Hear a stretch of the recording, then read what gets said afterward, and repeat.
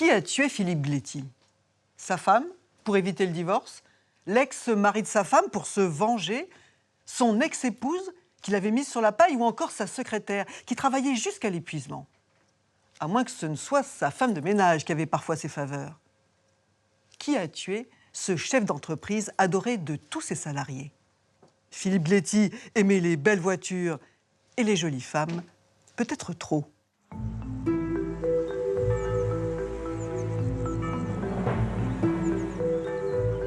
« 27 février 2012, dans le massif du Pilat, près de Saint-Étienne. C'est là qu'habite la famille Gléty. Philippe, chef d'entreprise, Stéphanie, cadre dans une banque, et ses 2 enfants.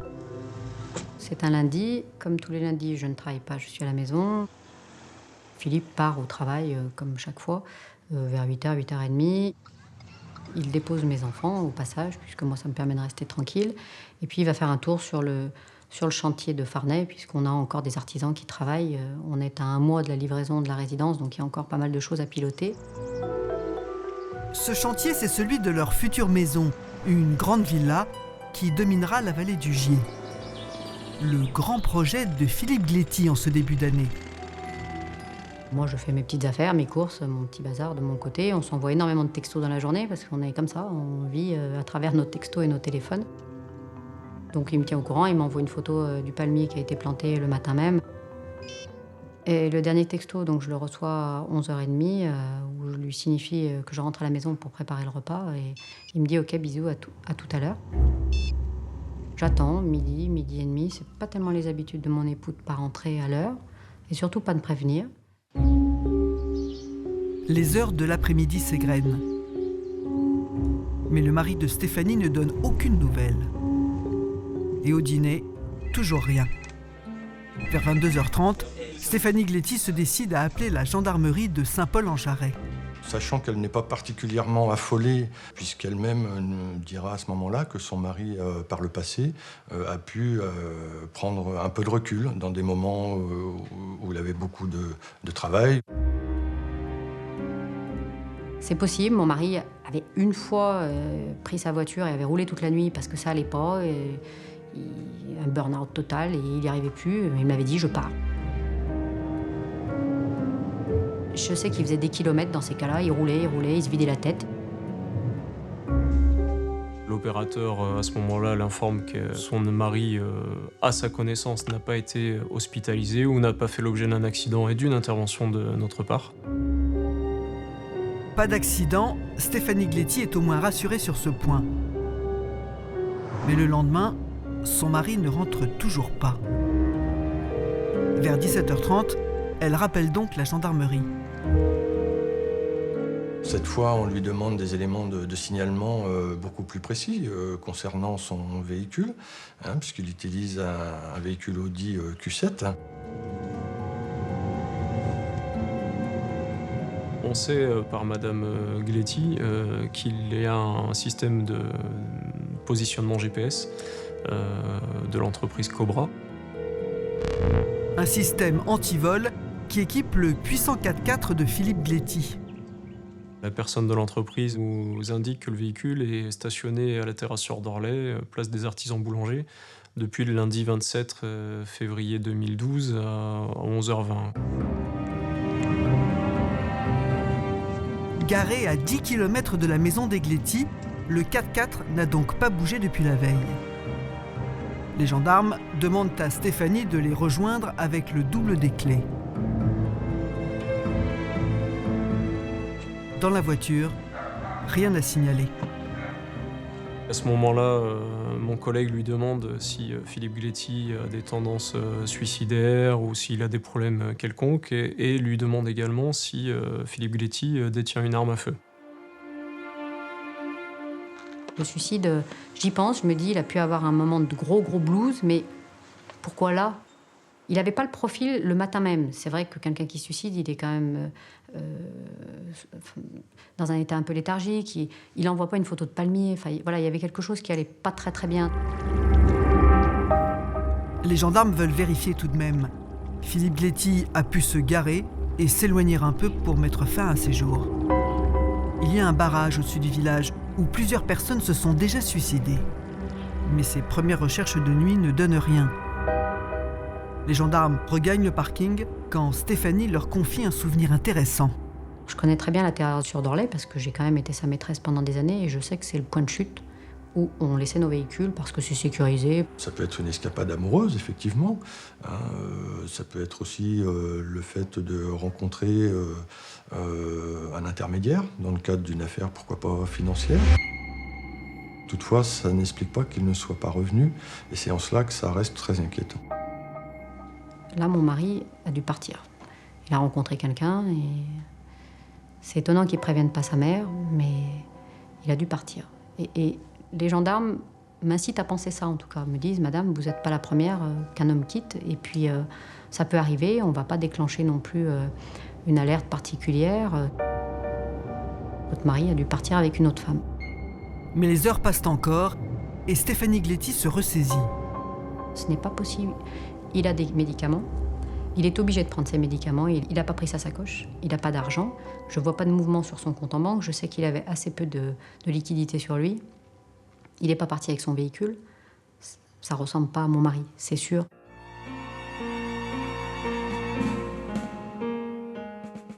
Un chef d'entreprise qui disparaît comme ça, en laissant femme et enfants sans nouvelles, la situation est suffisamment préoccupante pour qu'au 3e jour, le procureur de Saint-Étienne ouvre une information pour disparition inquiétante. Les gendarmes de Saint-Paul-en-Jarret se rendent au siège de Princeps Salut, la société de Philippe Gletti. Une usine de portes et fenêtres en aluminium. Et il était là tous les jours, oui, bien sûr. On a commencé à se poser des questions au bout du 2e. Mais au bout du 3e, oui, il n'y avait plus de problème. Philippe Gletti avait disparu.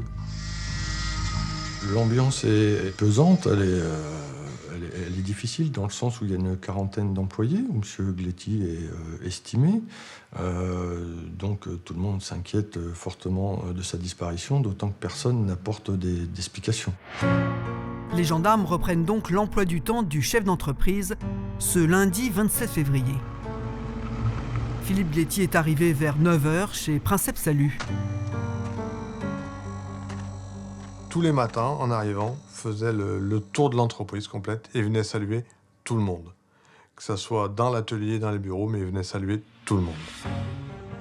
Vers 10h30, il a passé un coup de fil important à un ami, lui aussi chef d'entreprise dans la région. Il m'appelait pour un renseignement là, purement professionnel, pour une affaire à Montpellier, avec un grand groupe de la construction que je connais bien, puisque j'y ai travaillé. Il a toujours été à la recherche de conseils. Il n'hésitait pas, on s'appelait, il me disait bah, « Tiens, là-dessus, comment tu fais ?» Je l'ai trouvé, comme d'habitude, tout à fait naturel et il n'y avait pas de choses particulières dans ses propos. On se sépare et on se souhaite une bonne semaine, puisque il était rare les semaines où je ne l'avais pas une fois au téléphone, donc voilà. En poursuivant leurs auditions dans l'atelier, les gendarmes identifient le dernier employé qui a eu un contact direct avec le patron. Sur les coups de 11h, il est interpellé par un de ses employés, M. Bonnet, un maîtreur, qui lui demande de rappeler un client concernant un métrage pour un chantier en cours sur l'agglomération lyonnaise. Pensant que Philippe était dans son bureau, j'étais dans son bureau, il n'y était pas, et il était en train de partir. Donc je suis descendu au rez-de-chaussée.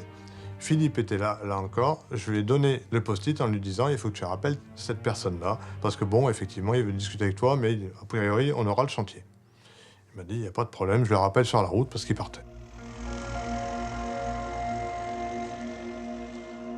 Il va quitter l'entreprise de manière, on va dire, presque précipitée, aux alentours de 11h, selon les différents témoins. Personne ne sait où il va, effectivement, ni même Madame Beau, ou en tout cas l'ensemble du personnel administratif qui le côtoie au quotidien.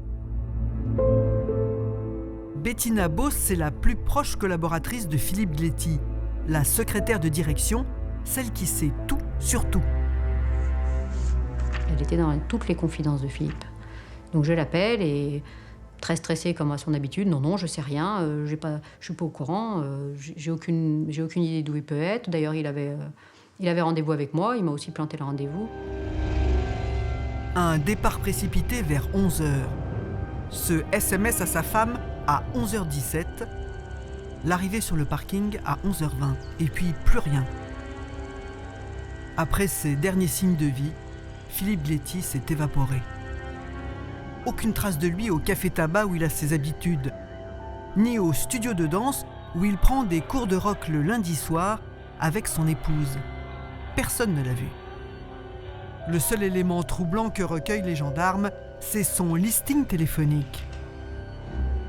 Le portable de Philippe Gléty a été coupé pendant plusieurs heures dans la journée du lundi, avant d'être rallumé un court moment vers 18h50, sans émettre d'appel ni de SMS. Ensuite, il a été coupé définitivement.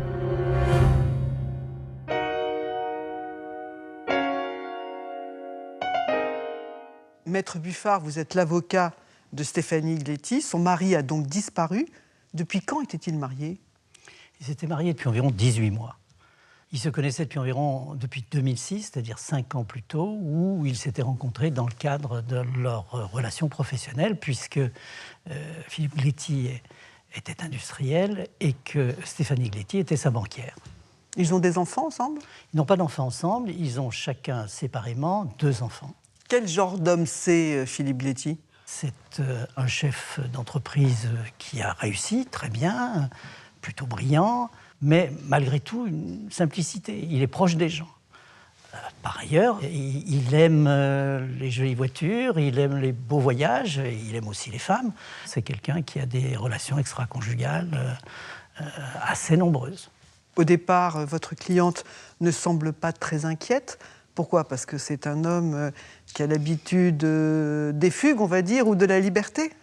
Non, elle est malgré tout assez vite inquiète. Dans un premier temps, elle ne comprend pas. Elle s'interroge, est-ce qu'il est victime d'un coup de spleen ou est-ce qu'il ne serait pas parti avec une femme ?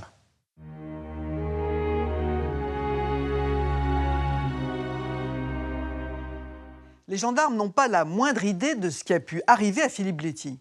L'affaire en reste là. Alors, au bout d'une semaine, la famille se met à sa recherche. Depuis le premier jour, celle qui est morte d'angoisse, c'est Janine, la mère de Philippe Gléty. Et pour une raison très simple, son fils l'appelle 2 fois par jour. Sa mère m'appelle tous les jours en me disant « Stéphanie, c'est pas normal, il m'aurait prévenu. » Et au fond de moi, je sais qu'elle a raison. Alors, est-ce que c'est le ressenti de mère ? Je sais pas, hein, mais elle sait qu'il s'est passé quelque chose, elle n'a aucun doute dès le début. La famille qui partage les craintes de la maman se réunit donc. Le dimanche 4 mars, elle organise une battue avec les proches de Philippe, dont un employé de Princeps Salut, un pêcheur qui connaît le Pilat comme sa poche. Je pense qu'il fallait qu'on fasse quelque chose, ouais. Qu'on regarde, qu'on essaye. Qu'on essaye de chercher, voire peut-être trouver un indice. Vers 15h, une dizaine de personnes participent aux recherches. On commence les recherches, on se sépare à un endroit, on s'arrête juste au-dessus d'une scierie, au-dessus du barrage. Et je leur indique un chemin en leur disant que c'est un cul-de-sac, mais qu'ils aillent voir quand même. Nous, on part de l'autre côté.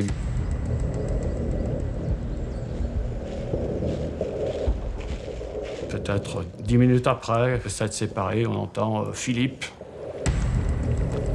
Donc le premier Philippe, bon, c'est Philippe, voilà. Mais le deuxième Philippe, oui, on sait tout de suite que Philippe n'est pas vivant, est mort. Ouais. Un cri. Du coup, le groupe de Lux Cubiche se précipite vers le chemin en cul-de-sac. Un sentier qui part à gauche du petit pont, au lieu dit le Moulin Roué. Je vais jusqu'au fossé. On aperçoit ces 2 Santiago. Et là, bon, pour moi, il n'y a aucun doute, c'est Philippe, quoi. Il est là. Face contre terre, voilà. Entre le talus et une racine d'herbe qui est déracinée, voilà.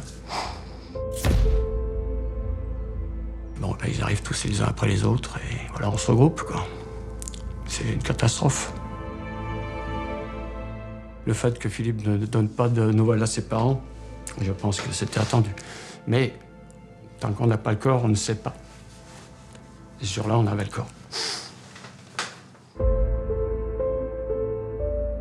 À 16h, la famille alerte la gendarmerie de Saint-Paul-en-Jarret. Nous sommes à 3 km du parking de la place du village où le véhicule de M. Gletti a été retrouvé précédemment. Ce qui laisse à penser que M. Gletti a pu décéder le jour de sa disparition. C'est un cadre plutôt champêtre, c'est un endroit plutôt rural, il y a très peu d'habitations autour, il y a très peu de promeneurs, il y a peu de passages. C'est une parcelle où peu de monde a l'habitude d'aller. Le corps est en contrebas sur la partie droite du chemin forestier, qui plus est légèrement dissimulé parce qu'à cet endroit s'est formé naturellement une faille. Le corps aurait pu rester là très longtemps avant qu'il soit découvert par une tierce personne. Les gendarmes s'approchent. Visiblement, Philippe Gletti a une plaie à l'arrière du crâne et une autre dans le dos. Des plaies qui ne laissent aucun doute aux militaires. Ce sont des blessures par balle. Cela nous fait penser immédiatement à une exécution. Vu l'emplacement des coups de feu et vu qu'on n'a pas retrouvé d'armes du crime sur place, une chose est sûre, c'est qu'il ne s'est pas suicidé. Monsieur Gletti est encore porteur de ses bijoux, bracelets, boucles d'oreilles, colliers. Il est également porteur d'une somme d'argent, donc de 500 €. Donc on peut rapidement en déduire qu'on n'est pas là sur des faits crapuleux. C'est la famille qui prévient Stéphanie Gletti. Donc là, c'est le trou noir. Là, je perds tous mes moyens et je tombe en état de choc, donc je me souviens plus grand-chose. Après, j'ai été retrouvée à l'hôpital et c'est tout. Pour moi, c'est toute ma vie qui s'écroule, donc là, c'est assez compliqué. Et puis voilà, c'est un état de choc, quelque chose. J'avais encore pas envisagé. J'avais pas envisagé ça. Intellectuellement, en tout cas, je crois pas. Je voyais mon mari parti avec une autre femme, mais enfin, la mort, c'est la fin de tout, donc c'est définitif. Quand le procureur de Saint-Étienne arrive sur les lieux, la presse a déjà été informée. Le patron d'une entreprise locale a été criblé de balles. On sait qu'il est mort de plusieurs coups de feu. On ne sait pas combien? Moi je sais, mais je ne dirai pas. On n'a pas d'ennemis désignés, de pistes privilégiées en cette matière. Là, on est vraiment dans une enquête, si j'ose dire, totale. C'est-à-dire qu'on ne sait pas où aller et on va explorer toutes les pistes.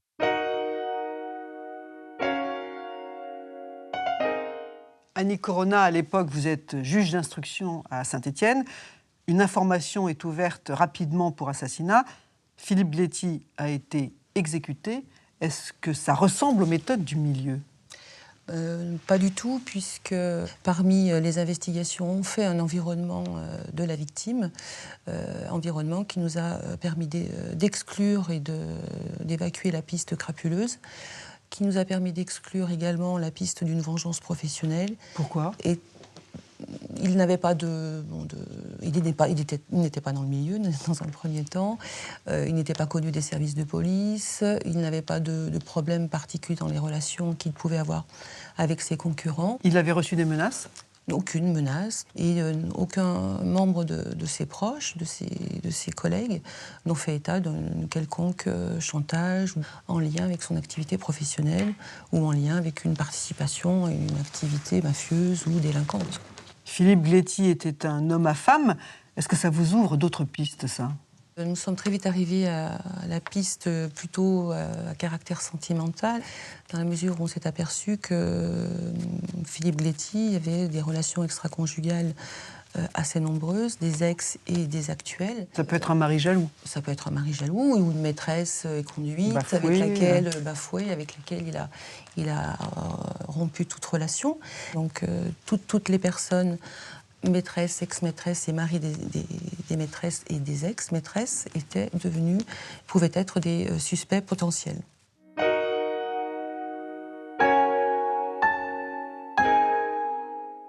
Dominique, quels sont les résultats de l'autopsie? Philippe Gléty a été tué par balle. Il a reçu 3 balles tirées par derrière. Il en a reçu une dans le dos, 2 dans la tête, qui ont provoqué un traumatisme balistique crânio-thoracique. Alors, la première balle, il la reçoit dans le dos, au niveau du cœur, et on va retrouver le projectile quasiment intact dans la cage thoracique, projectile qui va pouvoir être exploité d'un point de vue balistique.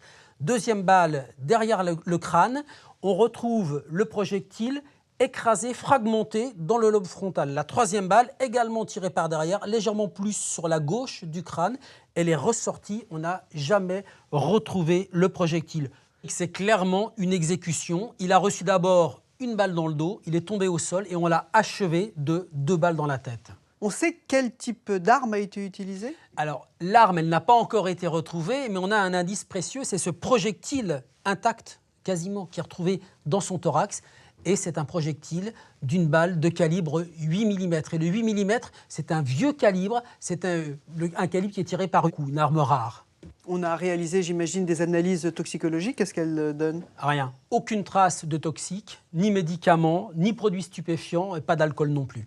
Est-ce qu'on peut dater l'heure de la mort? Le légiste estime quand même, de façon assez précise, la mort qui pourrait se situer 107 heures avant 107 heures avant la découverte du corps de Philippe Gléty. Voilà pour les constatations médico-légales, voilà ce qu'on sait, mais les gendarmes et le juge vont maintenant s'intéresser à la personnalité de Philippe Gléty. Un homme fauché en pleine réussite, exécuté de 3 balles en race campagne. Reste à lever les secrets de Philippe Gléty, à trouver ses ennemis. Les gendarmes qui plongent dans sa vie découvrent d'abord un enfant du pays. L'homme est né à Firminy en 1964. C'était une enfance paisible jusqu'à ses 10 ans où il a eu un dramatique accident de vélo. Il a eu une partie de la jambe qui a été complètement broyée et puis c'est surtout qu'il a failli perdre la vie puisque le cou avait été fortement touché, il a été balancé contre la barrière de sécurité. Donc il avait toujours cette réflexion de dire je suis en sursis de toute façon puisque j'aurais dû mourir à mes 10 ans. Et chaque jour je vais le vivre comme si c'est le dernier. Philippe Gléty n'a pas de temps à perdre. Après ses études, il entre dans une boîte de menuiserie aluminium à Saint-Étienne et il devient rapidement contremaître. Philippe Gléty, c'était un homme qui venait d'un milieu social ouvrier. C'est quelque chose qui a marqué son enfance, où il avait envie d'une réussite sociale et de plaire à ses parents, quelque part. Sur l'un de ses chantiers, Philippe Gléty rencontre une cliente, Emmanuelle. Elle devient sa compagne et son associée. Donc Philippe Gléty, je pense, manquait de confiance en lui. Et je suis quelqu'un de très dynamique, qui pousse toujours. Et d'être avec moi lui a donné les ailes pour s'envoler du nid. Il avait toutes les capacités pour le faire. Mais juste le petit coup pour le pousser du nid et qui se lance vraiment. En 2001, le couple crée Princeps, une société d'encadrement alu et PVC. C'est le début d'une success story. Il est vraiment parti de rien du tout, quoi. Une visseuse, un truc, enfin vraiment zéro, quoi. Ça a grandi tellement vite qu'au départ, on avait fait une extension d'entreprise et il pensait refaire la deuxième extension sur 5 ou 6 ans et ça s'est fait dans les 2 ou 3 ans qui ont suivi. Et là, d'année en année, il a embauché du personnel. C'est vraiment quelqu'un qui s'est construit tout seul. Hein. Ses qualités, il y en a une qu'on ne peut pas lui enlever, c'est qu'il était complètement dévoué à son entreprise, puisqu'il y consacrait, voire même parfois à mon goût, un peu trop de temps. C'était un fou de travail et je suis une folle de travail. Donc matin, midi et soir, on mangeait, on dormait, on vivait Princeps. C'est pour ça que Princeps d'ailleurs a eu cet essor-là. Mais surtout, Philippe Gléty se révèle un patron d'exception. J'ai fait énormément d'entreprises et c'est vraiment le premier avec qui je me suis investi autant. Parce que bon, il avait l'air et la manière de diriger son entreprise. J'appellerais pas ça des relations patron-employé. On travaillait pour Philippe, c'était presque un ami, quoi. Ah, c'était un excellent patron. Le samedi soir, c'était le restaurant, et c'était toujours bon enfant. C'était la franche rigolade et tout. C'était plus un patron, quoi. C'était un collègue, quoi. C'était vraiment des week-ends que j'ai connus nulle part ailleurs, quoi. C'est à cette époque qu'une nouvelle banquière est entrée dans la vie de l'entreprise, et du même coup dans celle de Philippe Gléty, Stéphanie Chaumet. La première fois que j'ai été dans son bureau, je m'attendais à trouver un homme en costard-cravate, comme je vois beaucoup de chefs d'entreprise. Et là, j'ai trouvé un personnage, chemise à carreaux, un peu cow-boy. Donc c'était assez décalé. On discute, je sais qu'il est avec quelqu'un, je suis également mariée, il en est parfaitement au courant. Et puis, un échange commence à se créer, plus intime. Love story et réussite. Philippe Gléty est un homme pressé qui peut maintenant se faire des cadeaux et profiter de la vie. Et moi, quand je l'ai rencontré, c'est quelqu'un qui aimait les belles voitures. Voilà, il aimait les belles choses, les beaux restaurants, les beaux hôtels, les beaux voyages.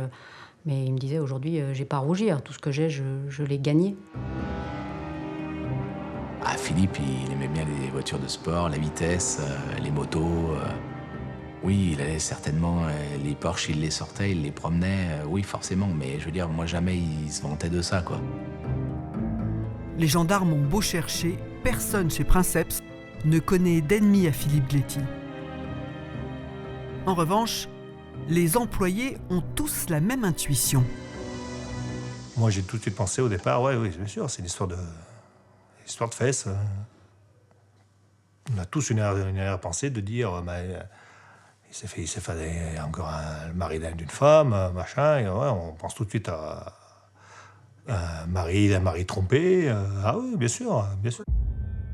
Des premières auditions, il ressort que Philippe Gléty, effectivement, est quelqu'un qui aime bien les femmes, qui a eu de nombreuses aventures depuis sa séparation avec Madame Fayard, qu'il a entretenu une relation non exclusive avec Madame Chaumet, qui deviendra plus tard Madame Gléty, et qu'il a plusieurs maîtresses depuis de nombreuses années.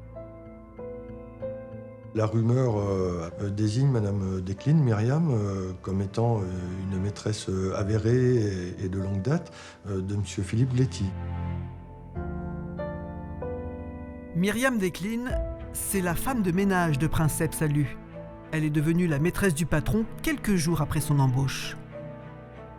On est devenus amants, mais on ne se voyait pas non plus tous les jours. Il y a des jours, il n'était pas là quand je venais faire le ménage, et c'était pas quelque chose de régulier, quoi. Donc Myriam Desclines connaît toutes les relations de Philippe Gléty, qui se confie régulièrement à elle.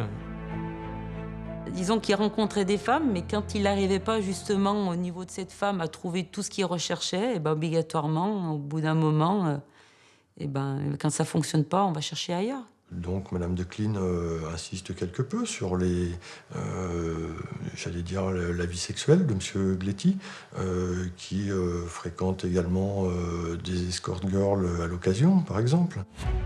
Car Myriam est plus qu'une liaison pour Philippe Gléty. Elle lui rend aussi des services un peu spéciaux. Il cherchait toujours un plus dans l'amusement, et donc il voulait rencontrer une fille qui puisse justement lui donner ce qu'il voulait, mais dans un lieu, dans un cadre, dans un moment de détente. Et donc il me demande de lui trouver justement un jouet. Je regarde un petit peu ce qui se fait, ce qu'il en est. Et si tu veux une femme qui puisse te donner ce que tu veux et comme tu as envie, le mieux c'est de prendre une escort girl. Il me dit, bah pas de souci, tu choisis. Tu choisis la fille, tu me dis quand, tu me dis comment, tu me dis ce que ça coûte, et puis j'irai. J'y étais allée avant pour installer tout ce qu'il fallait, donc recevoir la jeune femme. Et puis j'avais amené du champagne, du foie gras, des macarons, et puis après, bon ben... Des moments de détente que Philippe Gléty s'offre une fois par mois. Loyale et surtout discrète, Myriam Desclines est devenue la confidente du patron. Du coup, elle fait aux gendarmes des révélations précieuses. Ils se sont vus la semaine précédant la disparition de M. Gletti, dans un tête-à-tête, semble-t-il, d'environ 2 heures, durant lesquelles M. Gletti va se confier. Il a le désir de parler de ses problèmes de couple. Autant il était content et confiant dans l'entreprise que sur sa vie de couple, non, il pensait qu'il était pas loin du divorce, quoi. Ah ben, il me l'a dit très clairement, il me dit là on est en train de faire construire, mais je pense que dès que la maison sera finie, ça va partir en clash et de toute façon, ça va aller vers le divorce. Ça, il en était convaincu de toute façon. On a appris que Philippe Gletti avait fait des modifications concernant ses assurances-vie, concernant des dispositions qu'il aurait prises par rapport à la maison. Et il aurait également fait appel à son notaire pour effectuer des modifications testamentaires. Le notaire est aussitôt interrogé et il confirme. Le témoignage de Myriam Desclines oriente donc les gendarmes du côté de la veuve, Stéphanie Gletti. Depuis le début, l'attitude de cette femme trouble les enquêteurs. Et ils ne vont pas tarder à trouver d'autres éléments curieux.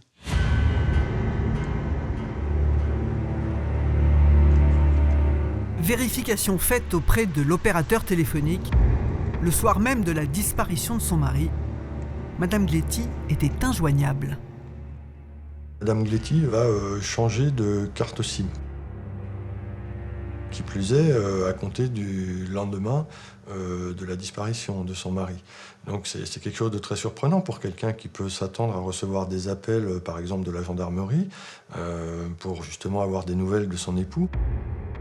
On lui demande de revenir à notre unité pour qu'elle nous explique un peu ce qui a pu se passer.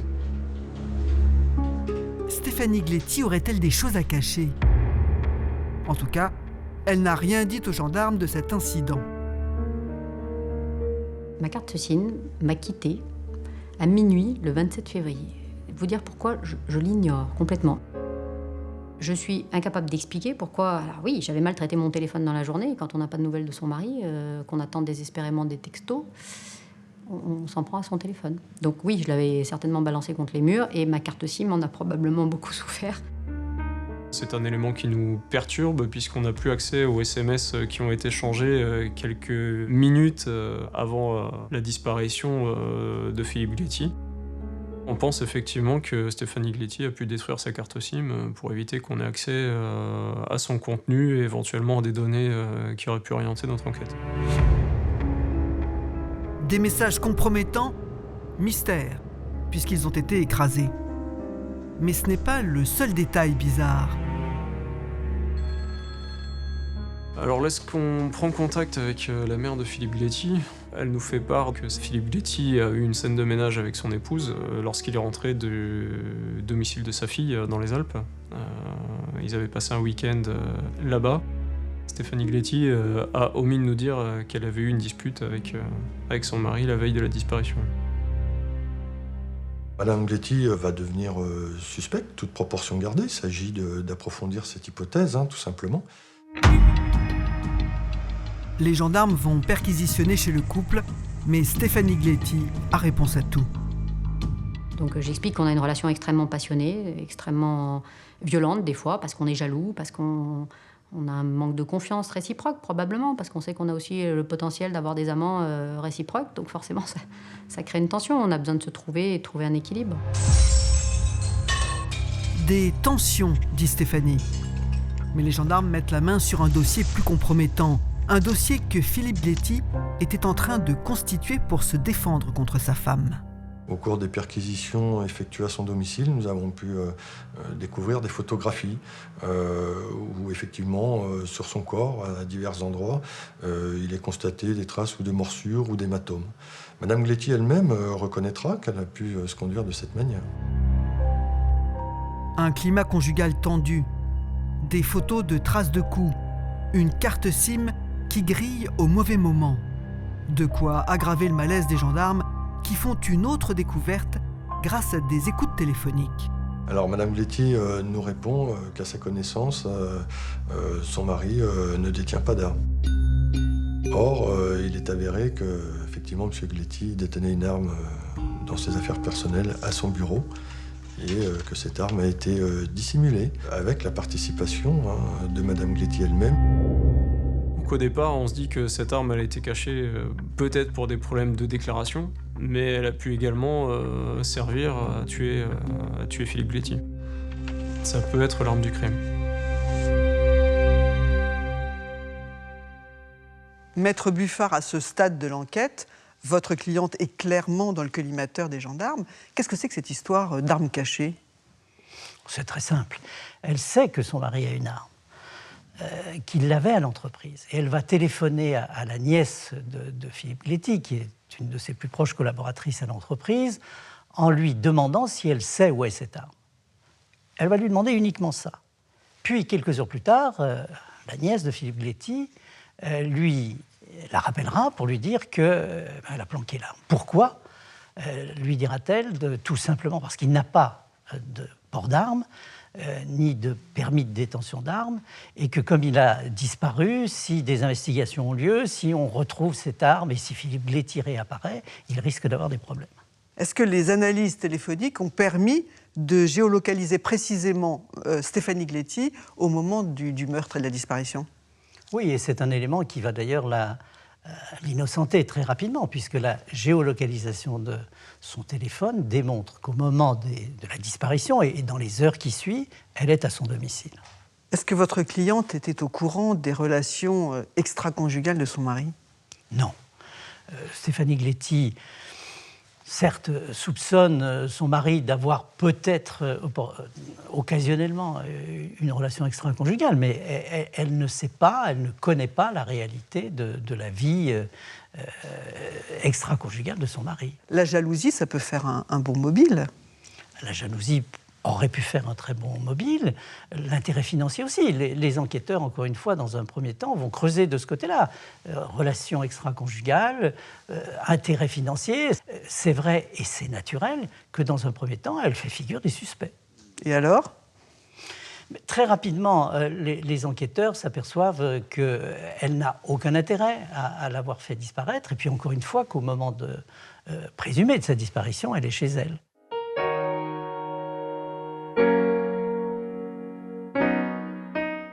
La veuve disparaît de la liste des suspects, mais pas tout à fait de l'enquête.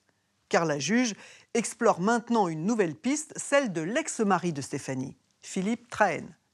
Quand il a découvert 5 ans plus tôt que sa femme avait une liaison avec Philippe Gléty, il l'a très mal pris.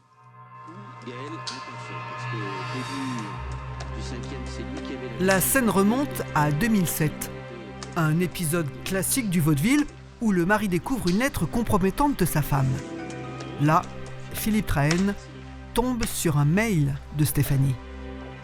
Ce soir-là, elle avait pianoté sur l'ordinateur, puis elle était allée se coucher,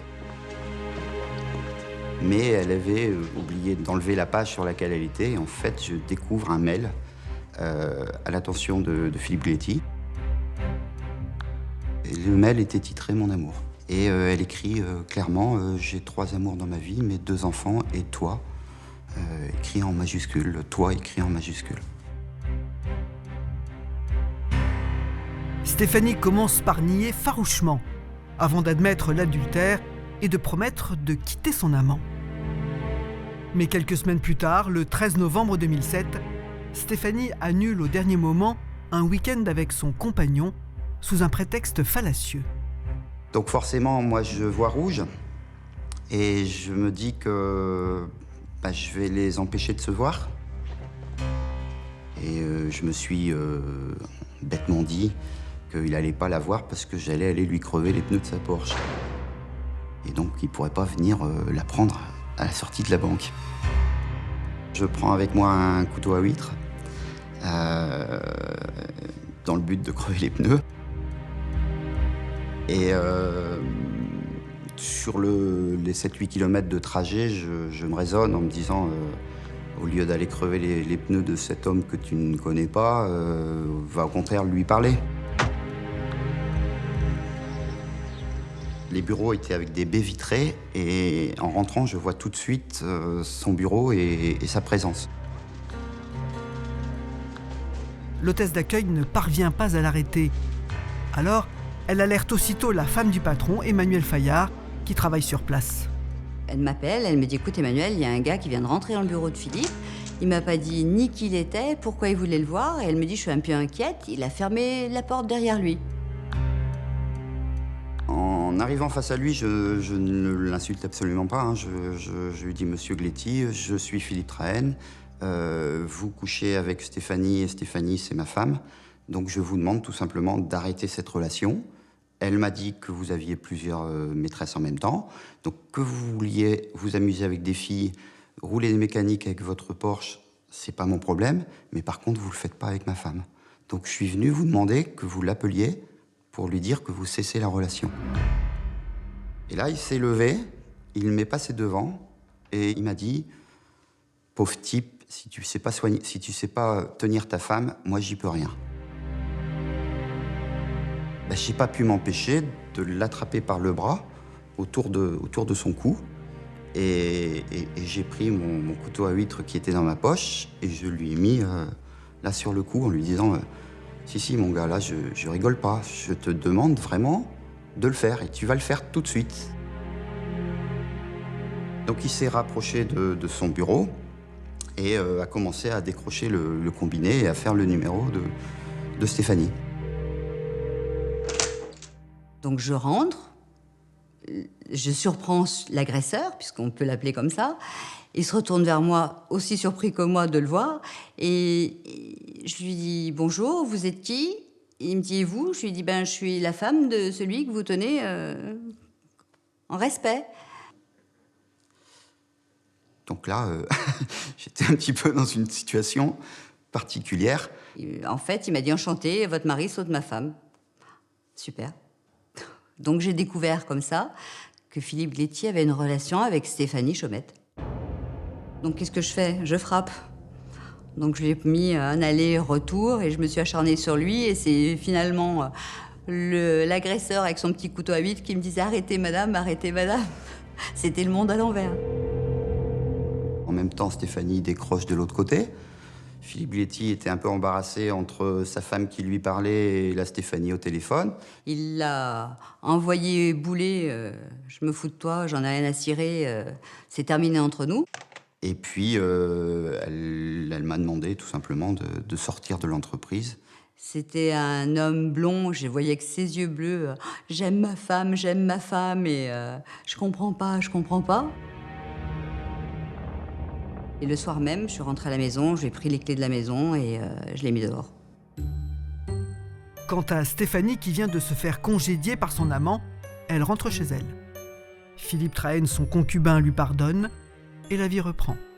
Une nouvelle maison et un grand mariage à l'été 2009. Un mariage avec fête au château. Et 4 jours après le mariage, plus de son, plus d'image. La Stéphanie a disparu.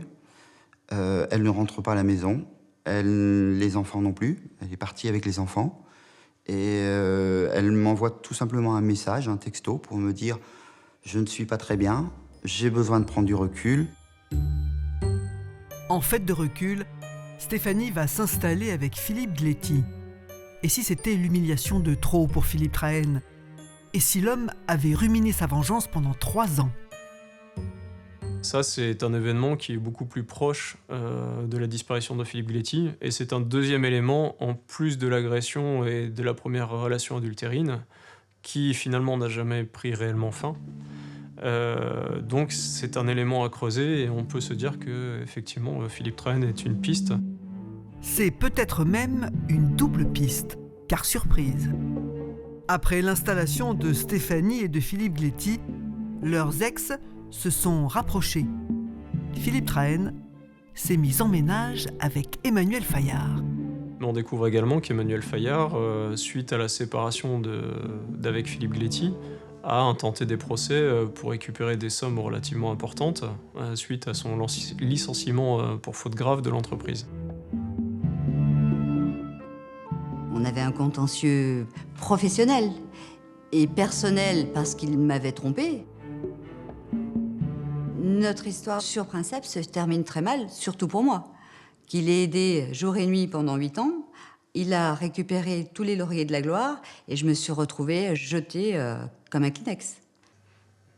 Donc ça fait quand même un bon mobile également pour le couple Train-Fire. Les gendarmes ont suffisamment d'éléments pour aller interroger le couple et perquisitionner sa maison. Les choses étaient sérieuses pour eux, hein, et donc ils ont immédiatement commencé, avant même toute interrogation, de me demander de m'asseoir à mon bureau, de ne pas bouger, et ils ont perquisitionné tout mon bureau. C'est dans une chambre au fond d'une armoire qu'ils découvrent une arme. C'était un calibre avoisinant de l'arme du meurtre. Mais M. Trahen n'était pas du tout au courant qu'il y avait cette arme. Donc là, forcément, ils me font venir et ils me demandent ce que ces armes le font là. Moi, je les découvrais, donc je ne le savais pas. Ils me disent, vous savez qu'avec une arme comme ça, on peut tuer? Je leur réponds, bah oui, je sais, hein, j'ai été tireur d'élite quand j'étais à l'armée. Là, ils deviennent du coup beaucoup plus suspicieux puisqu'ils découvrent des armes. Donc là, ils me mettent les menottes. Donc, suspecté complètement. Arme du crime, mobile. Monsieur Trahen n'avait plus de femme, moi, j'avais plus de boulot. On était les coupables parfaits. Armes, voitures, documents, ordinateurs, tout est saisi. Philippe Trahen est aussitôt conduit à la gendarmerie. Sa compagne, Emmanuelle Fayard, qui est en déplacement, est convoquée pour le lendemain. Mais quand elle arrive, c'est l'effervescence. Les gendarmes tiennent un nouveau suspect. Les perquisitions ont eu lieu en même temps chez toutes les femmes qui gravitaient autour de Philippe Gléty. Pendant qu'une équipe interrogeait le couple Trahen-Fayard, d'autres gendarmes se rendaient donc chez Bettina Beau, la secrétaire du patron. Elle était complètement dévouée à Philippe. Bettina, c'est vraiment un rôle de bras droit, c'est-à-dire c'est quelqu'un qui sait tout sur l'entreprise et qui doit, elle aussi, prendre des décisions à un moment ou à un autre pour accompagner le chef d'entreprise. Et effectivement, elle tenait complètement ce rôle. Certainement plus qu'une secrétaire, c'est certainement devenu aussi la meilleure amie. Parce qu'à titre privé, elle sait beaucoup de choses. Quand ça n'allait pas au niveau de son divorce, je sais qu'elle a été là. C'est quelqu'un qui est parti tout de suite sur l'installation avec Philippe, qui n'a pas du tout hésité à démissionner pour se mettre avec lui. Donc c'est vraiment la numéro 2 et la confidente très proche. Main dans la main, cela faisait 15 ans que Philippe Gléty et Bettina Beau travaillaient ensemble, avant même la création de Princeps Salut. Mais aux gendarmes, Bettina Beau fait une révélation beaucoup plus intime. Bettina Beau entretient des relations amicales et des relations sexuelles avec Philippe Gléty depuis 1996. Les relations se sont un petit peu espacées, puis dernièrement, il continue à avoir des relations avec Bettina Beau, parfois rapides, parfois plus longues, parfois l'entreprise, parfois l'extérieur.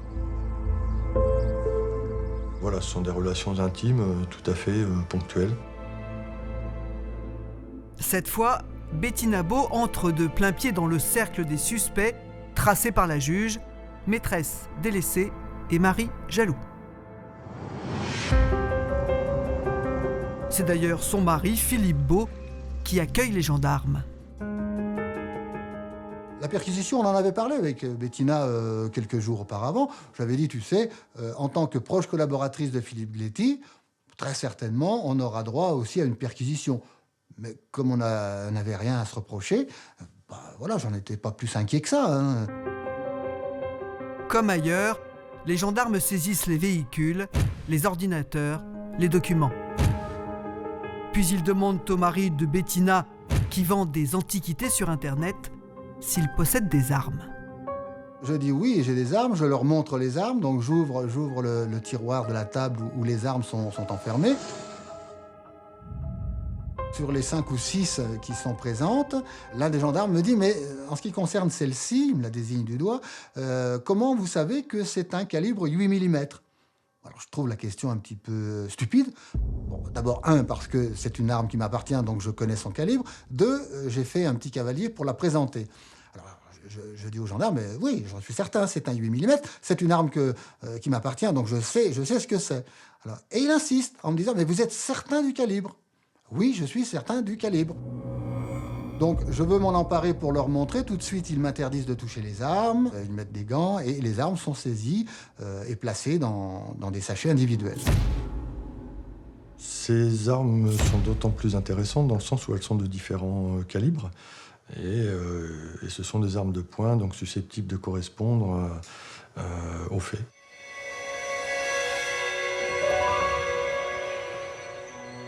Le lendemain, réveil matinal chez le couple Beau et leur fille de 17 ans. On se lève à peu près vers 6 heures, puis chacun commence à se préparer de son côté. Et je me souviens parfaitement, je sors de la cuisine et puis j'arrive dans le salon. Bettina est habillée, elle est prête à partir, elle est assise à la table du salon et elle pleure. Bettina Beau semble à bout de nerfs, en train de craquer. Son mari s'approche pour la consoler. Et là, elle relève la tête, et elle pleure toujours et elle me dit froidement, c'est moi qui l'ai tué. Voilà, le monde s'effondre sous mes pieds. Je comprends pas. Je lui dis, mais c'est pas possible, c'est pas toi qui l'as tué, c'est pas possible. Je n'y crois pas. Je la connais, ça fait 24 ans qu'on vit ensemble, ça peut pas être elle. Si, c'est moi qui l'ai tué. Mais je lui dis, mais pourquoi tu l'as tué? Je l'ai tué parce que j'en avais marre de lui, parce que je ne pouvais plus le supporter. Je lui dis, on tue pas les gens parce qu'on en a marre. Bettina Beau demande à son mari de la conduire à la gendarmerie. C'est 30 minutes de trajet qui me paraissent une éternité. Oui, bien sûr, bien sûr. Je fais attention à elle parce que j'ai peur qu'elle se jette sous une voiture. Enfin voilà, c'est une ambiance terrible. C'est un robot, elle voit rien, elle n'entend rien. C'est uniquement arrivant devant la grille de la gendarmerie qu'elle me dit brutalement, je sais que ça va te paraître idiot, mais je t'aime toujours. Voilà.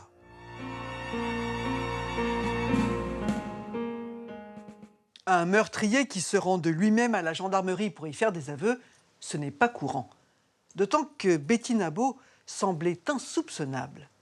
Ce jeudi 8 mars 2012, c'est mobilisation générale à la section de recherche. Placée aussitôt en garde à vue, Bettina Beau fait des aveux circonstanciés.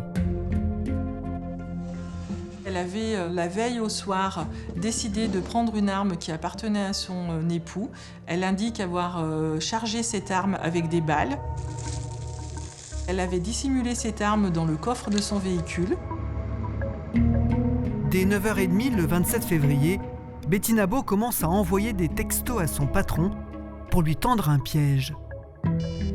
Elle lui a fixé un rendez-vous par l'envoi d'un SMS, puisqu'elle n'a pas croisé M. Gletti le matin des faits. La teneur des messages est en tout cas sexuelle.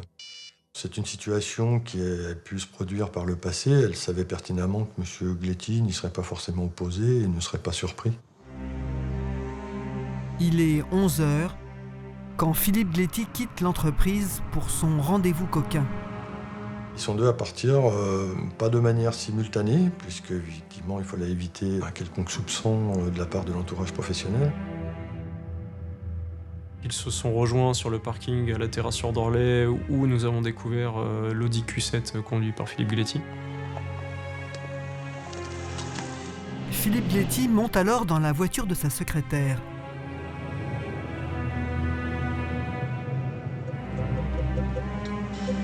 À 3 km, elle s'arrête. Il descend le premier. Elle lui dit qu'elle va poser son sac à main dans le coffre. Puis elle s'est saisie de l'arme qu'elle avait prise à son domicile. Le couple marche le long de la rivière, l'un derrière l'autre.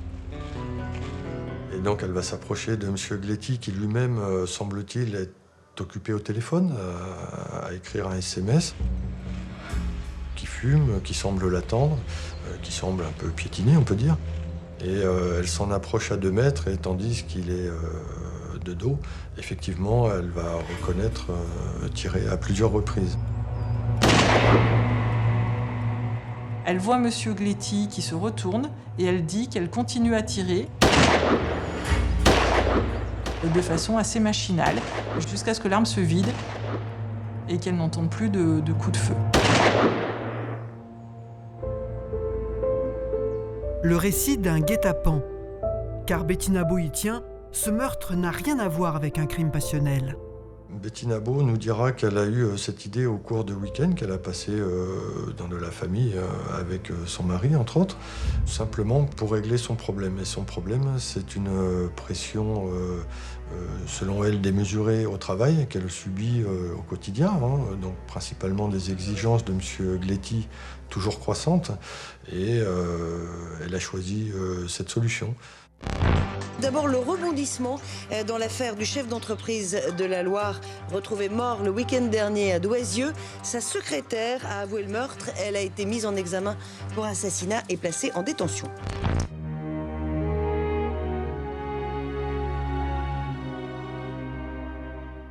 Maître Metaxas, vous êtes l'avocat de Betty Nabo.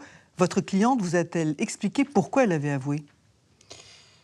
Elle n'avait pas d'autre choix, dans la mesure où des investigations avaient été diligentées et surtout, l'arme du crime a été saisie à son domicile. Et pendant 10 jours, elle n'a rien dit. Est-ce qu'elle a pensé qu'elle pouvait s'en sortir? Elle aurait pu prendre la fuite après avoir commis son forfait. Et en réalité, le sentiment qui est le mien, et sans doute qui a été le sien, c'est qu'elle a attendu qu'on vienne la chercher. Et jusqu'au dernier moment, elle y a cru à cette possibilité de passer entre les mailles du filet, mais une fois qu'elle a vu que l'étau se resserrait sur elle, elle a compris qu'il n'y avait pas d'échappatoire et qu'elle devait faire face à cette responsabilité. Et je crois qu'elle a vécu en réalité son aveu comme un véritable soulagement. Elle n'a jamais pensé à se suicider après Elle dit que si. Elle dit que la dernière balle du revolver était pour elle. Mais lors de son passage à l'acte, Bettina s'est comportée comme un automate. Enfin, elle ne l'a pas fait, elle ne s'est pas tuée. Elle n'a pas pu se tuer parce qu'elle a vidé le chargeur sur Philippe Gletti. Elle a tiré autant de fois qu'elle a pu. Et lorsqu'elle a réalisé la portée de l'acte, il n'y avait plus de balles pour elle. Elle ne cache absolument rien, ni la préparation, ni le guet-apens par SMS, ni la réalisation. Tout ça semble extrêmement bien préparé et calculé. Ça lui ressemble à votre cliente? Pas du tout. Il y a un décalage absolu entre ce petit bout de femme, c'est une femme avenante, jolie, et les faits qu'on lui reproche. Un assassinat perpétré avec une résolution et de façon mécanique. Je sais qu'elle a vidé un chargeur de revolver. Si on ne me le dit pas, je ne peux pas le croire. Sa dangerosité interne, sa dangerosité psychiatrique, psychologique, ce sont les experts qui le disent, c'est le temps de son passage à l'acte. Avant, elle n'était pas dangereuse, et surtout, après, elle ne l'est pas davantage. Betty Nabo, c'est son passage à l'acte criminel, c'est le temps d'appuyer sur la gâchette.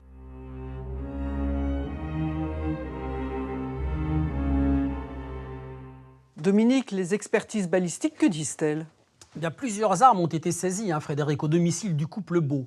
Et parmi ces armes, il y en a une, on en est sûr, après expertise balistique, qui est l'arme qui a servi à tuer Philippe Gletti.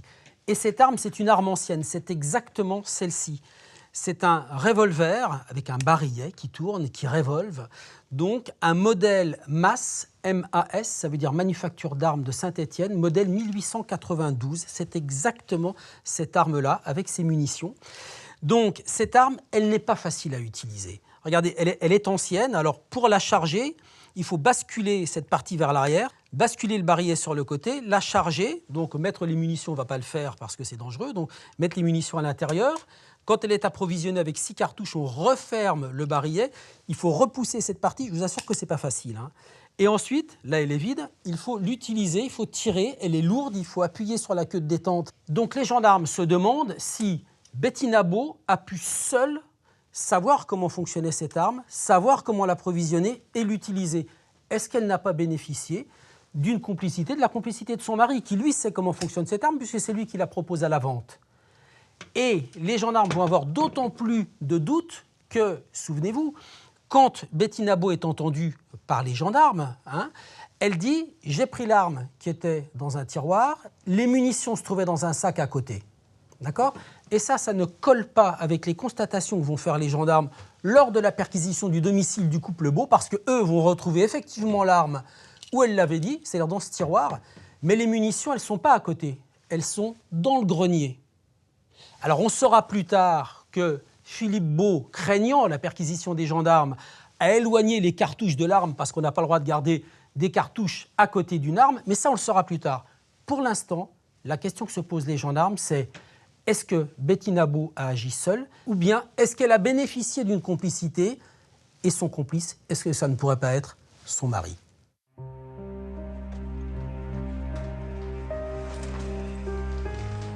À un moment donné, l'un des gendarmes me dit « Mais attendez, c'est pas possible.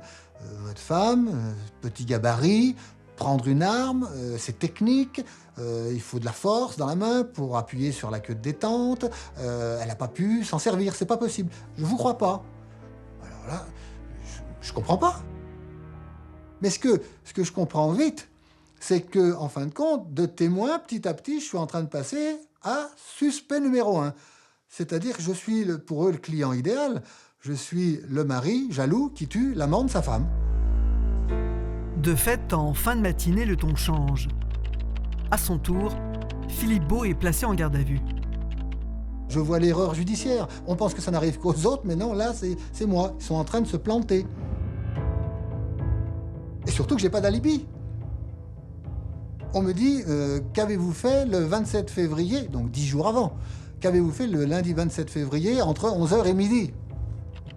Je n'ai pas d'horaire de bureau, je n'avais pas de rendez-vous particulier sur cette journée-là, je ne me souviens pas. Les questions pleuvent. Et on recommence, on reprend d'autres points, les questions se répètent, elles sont posées différemment pour voir, bien évidemment, si je réponds toujours de la même manière, c'est une évidence. On fait des pauses que je trouve interminables, on me remet en cellule. Dans l'après-midi, la juge d'instruction va me recevoir, elle est descendue à la gendarmerie, elle me reçoit et elle me dit brutalement je ne sais pas ce que vous avez raconté à votre femme hier soir, mais ce crime n'est pas féminin. Ce à quoi je réponds rien, je crois. Je suis tellement ahuri par ce genre de phrases. Peut-être qu'il n'est pas féminin, mais en tout cas, c'est pas moi qui l'ai commis. Ça, c'est une certitude. Philippe Beau sent bien qu'il est pris dans une nasse. Soudain, un coup de fil vient le sauver. En examinant son listing téléphonique, les gendarmes constatent que l'un de ses clients l'a appelé sur son poste fixe à 10h55 le jour du crime. Donc, il est évident que je ne pouvais pas me trouver à la fois à la maison et à la fois en même temps sur les lieux du crime. Un coup de chance inespéré. Dans la soirée, Philippe Beau est libéré. Je reprends mon véhicule, je prends l'autoroute sur la bande d'arrêt d'urgence et je remonte les 20 km à 20 km/h, tellement je suis dans une sorte de coma. De retour chez lui, il doit encore expliquer la situation à sa fille. Et elle a une réflexion qui me bouleverse encore. Elle me dit « Mais c'est pas possible, c'est pas maman qui a fait ça. »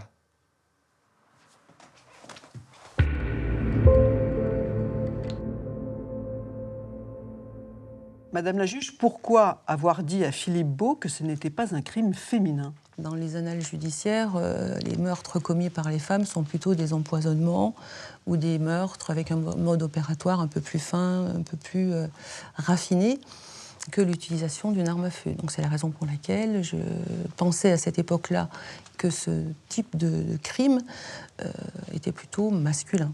Et cette arme est particulière, je crois. C'est un revolver avec une manipulation très particulière au niveau du chien.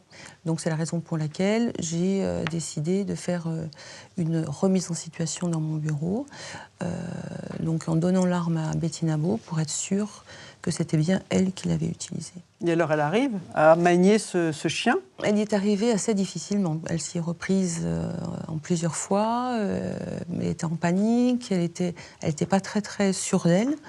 Et au bout de 4 à 5 tentatives, elle y est arrivée. Et est-ce que vous avez vraiment soupçonné Philippe Beau? Je l'ai vraiment soupçonné, oui, parce que c'est un homme qui ne travaillait pas, qui était effectivement un mari trompé. Sa femme passait de nombreuses heures et s'investissait beaucoup au sein de l'entreprise Princeps. Il pouvait être jaloux. Donc, dans la mesure où on n'avait pas encore tous les éléments de l'enquête, à ce moment-là, je soupçonnais d'avoir été présent au moins sur les lieux des faits. Est-ce qu'il savait, Philippe Beau, qu'ils couchaient ensemble, Bettina et Philippe Gléty? Il nous a déclaré qu'il savait que son épouse et Philippe Gléty avaient eu des relations dans le passé. Et il nous a affirmé qu'il pensait que ça s'était arrêté. Il nous a dit qu'il ne savait pas que leur relation avait à nouveau redémarré. Le 25 mai 2012, la juge organise une reconstitution. C'est exceptionnel, la famille de la victime a tenu à y assister. La personnalité de Bettina Beau, les liens qu'elle entretenait avec Philippe Gléty, ont vraiment, pour toutes et tous, fait qu'il y avait une forme d'incompréhension totale par rapport aux agissements de Bettina Beau et par rapport à la violence de ces agissements. Bettina Beau accepte de rejouer la scène de l'assassinat.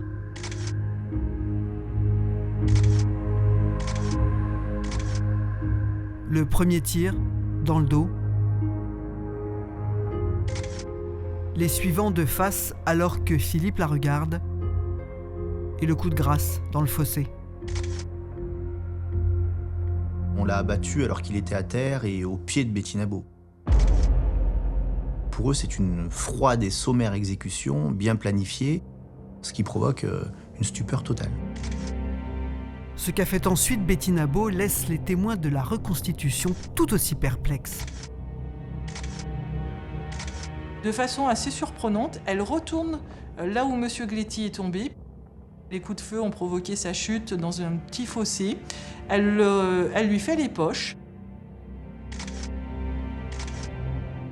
En l'occurrence, elle va récupérer, nous dit-elle, un porte-carte, le téléphone portable notamment, et de l'argent. Bettina Beau quitte les lieux. Elle monte dans un endroit où il y a peu de passages. Tout en circulant, elle ouvre la fenêtre de son véhicule et jette les douilles.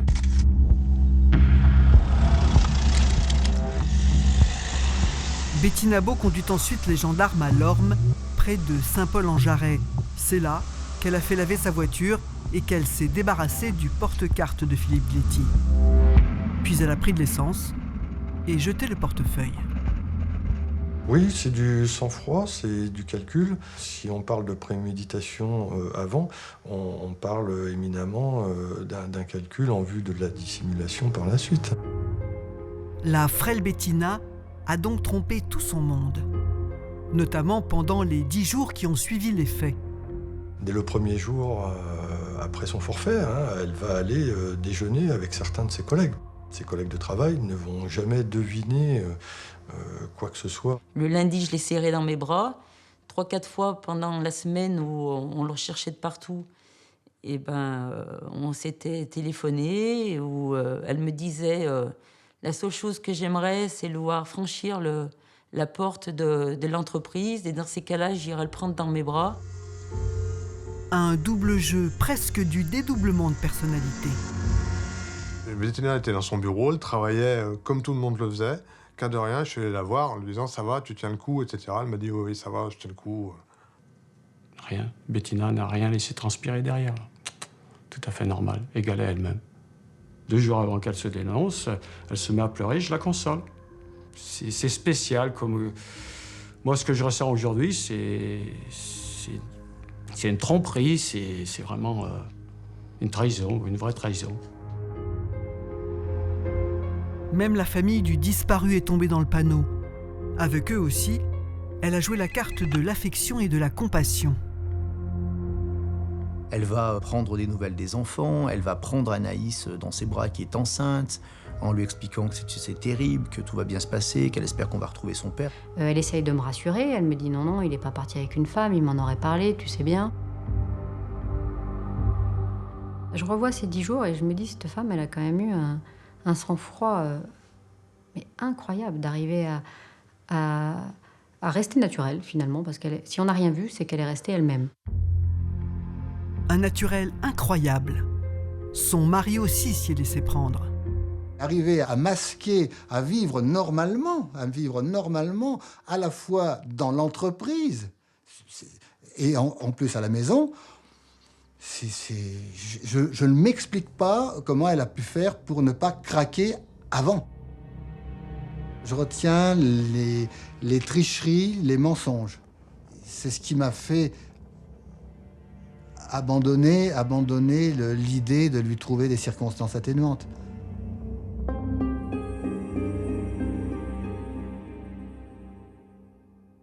Maître Buffard, pendant 10 jours, Bettina Beau va jouer la comédie. Elle va jouer si bien d'ailleurs que son mari n'y verra que du feu.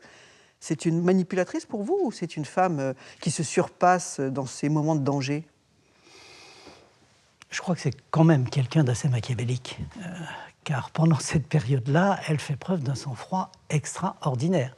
Il faut quand même rappeler que tout de suite après les faits, elle va faire disparaître les douilles, qu'ensuite elle va aller jusqu'à téléphoner elle-même à Filippi, dont elle sait qu'il est décédé et dont elle est en possession du téléphone en fin de journée pour accréditer la thèse qu'il est encore vivant. C'est quelqu'un qui va se renseigner sur Internet pour vérifier de quelle manière des enquêteurs pourraient remonter à des messages qui auraient été échangés entre deux personnes. C'est quelqu'un qui va même aller jusqu'à raconter cette histoire formidable. Elle dit que son mari, qui est radiesthésiste à 16 heures, aurait, usant du pendule, découvert que Philippe Gléty était probablement mort et qu'il a été victime de 4 coups de feu. Enfin, c'est quelqu'un qui joue plus que la comédie. Elle n'est pas dans le déni. Elle n'est pas du tout dans le déni. Elle ne peut pas ne pas avoir réalisé ce qu'elle a fait. Impossible. Je veux dire, on n'est pas en présence de quelqu'un qui est dans la panique, on n'est pas en présence de quelqu'un qui agit dans une sorte de phénomène qui la dépasserait. Non, on est en présence de quelqu'un qui a commis un assassinat parfaitement prémédité, organisé, exécuté, et qui, à la suite de cet assassinat, fait tout pour ne pas se faire prendre.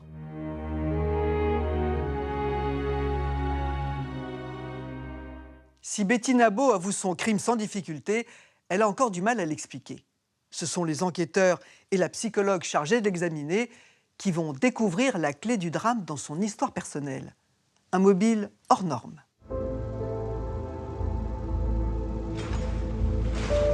À la Talaudière, la prison de Saint-Étienne, Bettina Beau reste fidèle à elle-même.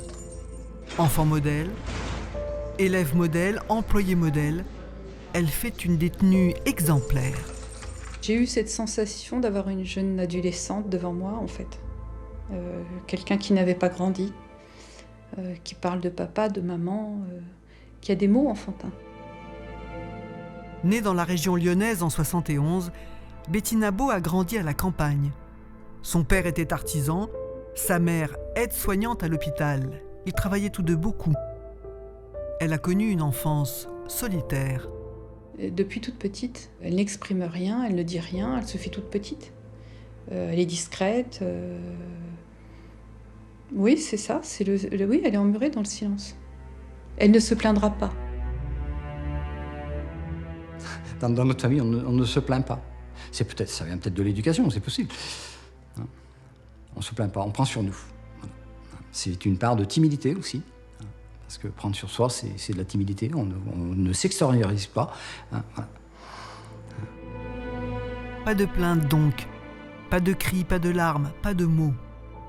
Même quand la petite Bettina est victime d'abus sexuels. Elle est partie en vacances avec une amie de son âge, et ses parents, et son père a eu des attouchements vis-à-vis de Bettina, donc elle l'a subi quand même. Elle a un peu de la maltraitance psychologique, c'est terrible. De vivre des choses comme ça pour une gamine. Et comme elle ne nous disait rien, donc malheureusement, on n'a pas pu l'aider. Le silence autour des agressions, elle s'en dédouane en disant que finalement, c'est le début de sa sexualité. Elle le banalise. Bah oui, c'était ça. Enfin, être femme, c'est ça. Ça passe par là. Voilà. Alors que nous, quand on lit ce qu'elle raconte, on le traduit avec d'autres mots. C'est-à-dire qu'elle est violée par un couple pédophile, homme-femme. Des repères qui volent en éclats, une souffrance muette, étouffée. autant d'agressions qui ont pu la fragiliser profondément. Alors comme on peut le voir chez les enfants qui ont été agressés sexuellement, soit ils vont être complètement inhibés dans la sexualité, il n'y aura pas de sexualité, ou peu, ou très peu, ou alors il va y avoir l'autre versant, c'est-à-dire libertinage, voire prostitution. Donc elle est dans le libertinage. Son mari, Bettina, l'a rencontré quand elle avait 17 ans. Philippe Beau en avait 11 de plus. Il a pris la jeune fille sous son aile. Tout comme l'autre homme de sa vie, son chef, Philippe Gléty. Elle était encore toute jeune quand il l'a embarquée dans l'aventure Princeps Salut. Lorsqu'on en parlait, elle était, voilà, son entreprise marchait bien, voilà, on a fait tant de bénéfices, tout marche bien, on va agrandir. Ils ont agrandi énormément, ils ont doublé l'entreprise largement. Une histoire qui commence comme un conte de fées. Elle est très élogieuse sur Philippe Gléty. C'est son mentor, elle l'admire et elle ne s'en cache pas.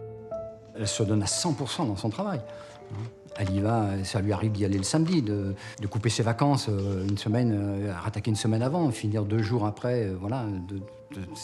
C'était Bettina, quoi. Elle était à 100% dans son entreprise. Puisque c'était un peu sa réussite. Et c'est vrai, c'était un peu sa réussite aussi. Elle avait enfin une place, elle existait enfin, elle était inscrite socialement, elle avait un métier, elle était fière de ce qu'elle était devenue. Fière. Au fur et à mesure que la société a prospéré, Bettina Beau s'est épanouie. Jusqu'à ce que la crise économique frappe à la porte de l'entreprise. C'était en 2008-2009. La comptabilité s'est compliquée. Il a fallu jongler avec les chiffres, boucher les trous, une spirale. Et je pense qu'il était arrivé à un niveau où Bettina ne suffisait plus toute seule à pouvoir assurer tout ce qui était relance téléphonique, tout ce qui était suivi de la trésorerie. Il m'en parle le soir, évidemment. Et il me dit, je pense que je suis arrivée à son maximum. On n'ira pas au-delà. Le gentil patron change. Il devient intraitable, parfois même cassant. Lui décidait de tout. Si elle décidait d'un petit quelque chose, si ça lui allait pas, non, c'était nul, voilà, c'est ça. Et ça lui plaisait pas trop, bien entendu. Ce qui est sûr, c'est qu'il lui mettait la pression en lui mettant en évidence qu'elle n'était plus à la hauteur pour le poste. Ça, c'est certain. Et peut-être il attendait d'ailleurs une démission de sa part. Une pression permanente. Elle ne relançait pas suffisamment les clients qui étaient mauvais payeurs. Il l'a obligée à prendre son véhicule pour aller dans les entreprises qui ne payaient pas les factures, pour essayer de récupérer l'argent. Il lui faisait ce reproche, l'argent ne rentre pas dans les caisses, elle en était en partie responsable. Elle n'y arrivera pas. Elle fait face à son impuissance.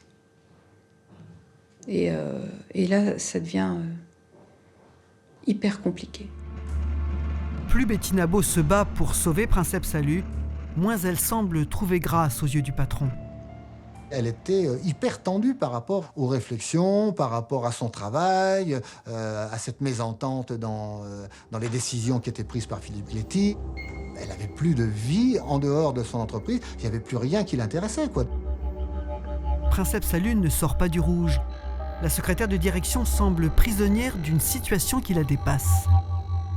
Elle ne pouvait pas démissionner. C'était pas possible. C'était cette entreprise, c'était un peu comme son enfant. On démissionne pas de son enfant. Et cet enfant, elle l'a eu avec Philippe Gléty. Durant l'affaire, Philippe Gléty le devient aussi en amour.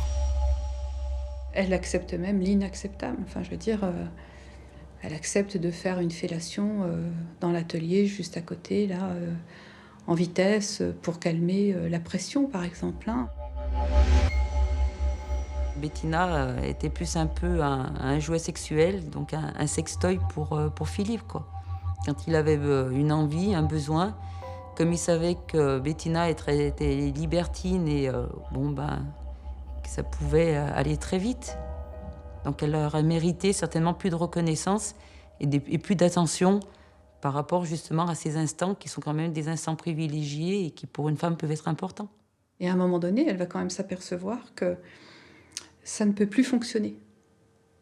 Et c'est ça qui va faire monter la pression. C'est pas son corps, c'est pas la sexualité qui va lui permettre de résoudre la comptabilité de l'entreprise. Ça ne marche pas. Betty Nabo est dans une impasse professionnelle, personnelle, sentimentale. Et personne ne se rend compte que le torchon brûle entre le patron et sa secrétaire. Elle n'est pas harcelée, mais elle est tellement transparente, elle est tellement à arrondir les angles avec tout le monde que personne à aucun moment ne pourrait imaginer que Bettina souffre. Et qu'elle est stressée et qu'elle est dans un engrenage dans lequel elle n'est pas capable de se défaire.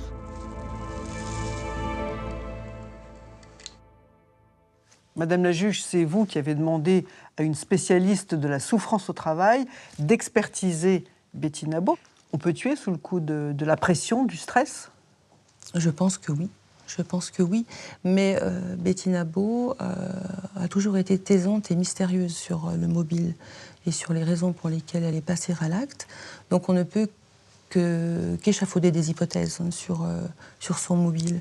C'est pas une succession de petites choses? C'est une succession de petites choses, mais le facteur déterminant, déclencheur, moi je suis incapable de dire aujourd'hui le motif et les raisons pour lesquelles elle est passée à l'acte. Philippe Gléty avait décidé de nommer un numéro 2 qui n'était pas Betty Nabo. Est-ce qu'elle le savait, ça? Elle le savait, oui. Donc c'est aussi un des mobiles, une des circonstances, une des situations qui ont pu la conduire à rajouter à son sentiment de détresse. Vous avez envisagé d'autres mobiles? Betty Nabo nous a déclaré spontanément avoir détourné de l'argent au préjudice de la société. Donc ça pouvait être un mobile, mais c'était pas... Elle a détourné combien? 40 000 euros. Sur combien de temps? Sur plusieurs années, donc c'était pas non plus des sommes très très importantes. Et ça ne pouvait, à mon sens, constituer le seul et unique mobile.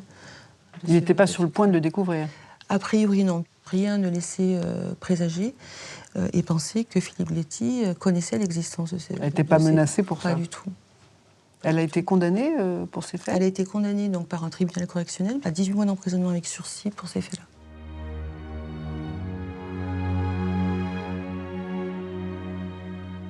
Maître Métaxas, le procès arrive. Vous semblez touché par cette femme. Comment comptez-vous la défendre? J'ai la conviction, et c'est ce qu'on a fait, que Bettina doit s'expliquer avec ses propres mots, qu'elle raconte à la fois comment elle a perpétré cet assassinat, et surtout parce que c'est la question du procès. Pourquoi? Et pourquoi alors?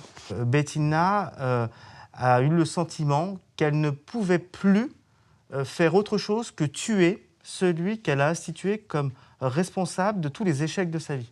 Et du coup, elle s'est dit, il faut que je mette un terme à cette spirale-là. C'est comme un trop-plein de pression qu'il faut libérer d'un coup. Le problème, c'est que les employés de Princeps Salut n'ont jamais remarqué cette pression dont vous parlez. Et ils ont dit aussi qu'ils n'ont jamais vu Bettina se plaindre. Ces gens qui disent que Bettina n'était pas sous pression sont incapables d'avancer un autre mobile. Et le problème de Bettina, c'est que pendant toute sa vie, jusqu'à cet assassinat, elle était seule, avec personne à qui parler, personne à qui se confier. Et jusqu'au bout, elle a vécu ce sentiment de solitude. Lorsqu'on arrive à un moment de sa vie où on a accumulé trop de choses, qu'on n'a plus d'échappatoire, on est capable de faire n'importe quoi. C'est profondément humain ce qu'elle a fait. Vous diriez qu'elle entretenait avec Philippe Gléty des rapports maître-esclave, dominant-dominé, quelque chose comme ça? C'est des rapports, en tout cas, qui sont complexes. Bettina a le sentiment qu'au départ, elle est son alter ego sur ce plan de séduction. Et très rapidement, elle va se rendre compte qu'en réalité, elle n'est rien d'autre qu'une maîtresse parmi les autres. Et au bout d'un moment, je crois qu'elle a craqué. Bettina s'est dit, moi aussi, j'existe. Et pour exister, elle l'a tué. Et paradoxalement, ça a marché. C'est-à-dire que lorsqu'elle a assassiné Philippe Gléty, elle s'est libérée. Elle s'est libérée de l'emprise de son mari, elle s'est libérée de l'emprise de son travail, et elle s'est libérée de l'emprise de Philippe Gléty. Betty Nabo sait qu'elle sera condamnée. Comment appréhende-t-elle ce procès? Elle a une appréhension L'appréhension qui est la sienne, c'est pas la peine. L'appréhension qui est la sienne, c'est de devoir raconter cela devant la famille de la victime et devant sa famille. C'est ce qu'elle craint le plus, Bettina, c'est le regard des autres. C'est pas la peine. Le procès de Bettina Beau s'ouvre devant les Assises de la Loire le 21 mai 2014. Bettina Beau est apparue très effondrée, baissant la tête. Mais on sentait qu'elle souhaitait vraiment s'exprimer. De voir sa fille qui est dans le box des accusés, et puis en plus qui est coupable. Voilà. Quoi dire pour défendre son enfant? C'est difficile de défendre. Elle a commis l'horreur, c'est vrai. Elle a été un monstre, je dirais, à un moment de sa vie, à un petit moment. Et comment on fait? En tant que père, c'est pas facile. On n'a pas les mots, puis est-ce qu'il y a des mots seulement? Dès l'ouverture, l'accusé s'adresse aux parties civiles. Bettina Beau, immédiatement, elle leur a demandé un pardon qui était impossible, tout en disant qu'elle apporterait toutes les réponses à leurs questions. Mais une fois encore, Bettina Beau prend sur elle, ce sont les autres qui parlent à sa place.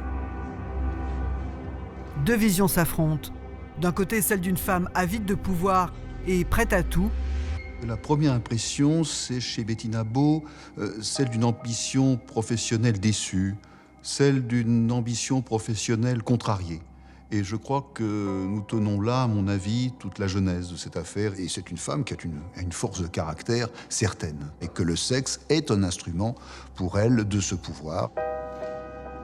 De l'autre côté, celle d'une femme harcelée, humiliée, bafouée. Elle a quand même un dévouement pendant 20 ans, c'est pas neutre. Après, que ce soit frustré parce qu'elle n'a jamais rien eu en retour, je peux l'entendre également. Ça doit être très très frustrant de jamais pouvoir envisager une vie commune. De toute façon, Philippe ne se serait jamais mis avec une femme comme ça, c'était évident. Oui, certes, elle est la bonne à tout faire, voilà. Sauf que c'était juste une bombe atomique en sommeil. Et qu'à force de frustration et d'accumulation, voilà, un jour la bombe explose. Mais il y a beaucoup de gens aujourd'hui, dans le cadre du travail, qui vivent des pressions telles que oui, peut-être qu'un jour, il y aura d'autres Bettina dans le banc des accusés.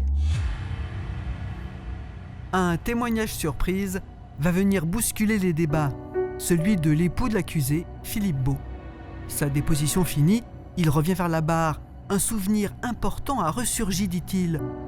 Une confidence de Bettina, peu après la disparition de Philippe Gléty. Mes parents ont de l'argent, mon frère a de l'argent, on pourrait investir de l'argent dans cette entreprise pour la sauver. Et après, je me suis dit, mais si ça se trouve, elle avait peut-être envisagé de supprimer Philippe Gléty et de reprendre l'entreprise après comme patronne, ou du moins comme actionnaire. Ce témoignage a jeté un froid terrible dans l'enceinte de cette cour d'assises, puisque quelque part, il la crucifiait. Il l'a crucifiée. Quel poids aura ce témoignage dans la décision des jurés? Accusée d'assassinat, Bettina Beau risque la réclusion criminelle à perpétuité. En demandant 18 ans de réclusion, constater quand même que j'étais loin du maximum légal, ce qui démontre que j'ai bien compris les frustrations de Bettina Beau, qu'elle pouvait légitimement ressentir et la façon dont elle pouvait avoir le sentiment d'être utilisée, d'être traitée. Mais sans omettre par ailleurs que c'est elle qui était à la demande du rendez-vous sexuel, c'est elle qui attire Philippe Gléty dans un véritable traquenard, c'est elle qui a prémédité le geste. Et je crois que le fait de ne pas se livrer, pour Bettina Beau, l'a privée d'avoir ce petit lien avec ces juges. Et elle en a subi les conséquences, je pense, dans la peine. Il sera requis 18 ans à l'encontre de Bettina Beau et elle sera condamnée à 18 ans de réclusion criminelle. Comme elle l'avait annoncé au premier jour, Bettina Beau, tête baissée, n'a aucune réaction lors du verdict. La honte, elle l'aura tout le temps, la honte. La honte, elle l'aura tout le temps. Elle vivra avec ça toute sa vie, jusqu'à son dernier souffle, c'est bien évident. Maintenant, est-ce qu'elle pourra revivre une vie normale? Non, c'est pas possible. C'est pas possible, il y aura toujours ça en arrière. J'espère qu'elle vivra le mieux possible quand elle sera sortie, quand elle aura fini sa peine. La seule main tendue vient de l'une des femmes de la vie de Philippe Gléty, la rivale, l'épouse trompée, la veuve. Je suis extrêmement croyante, donc j'ai absolument pardonné à Bettina, parce que je ne crois pas qu'elle ait d'avoir de la rancœur envers cette femme. J'ai plutôt envie qu'elle se reconstruise, mais très sincèrement, qu'elle se reconstruise et qu'elle arrive après, quand elle sortira, à avoir une vie structurée, retrouver du travail, et parce que ça ne le va pas revenir. D'avoir de la haine ou de la persécution ou de la rancœur vis-à-vis de cette personne, ça ne changera rien.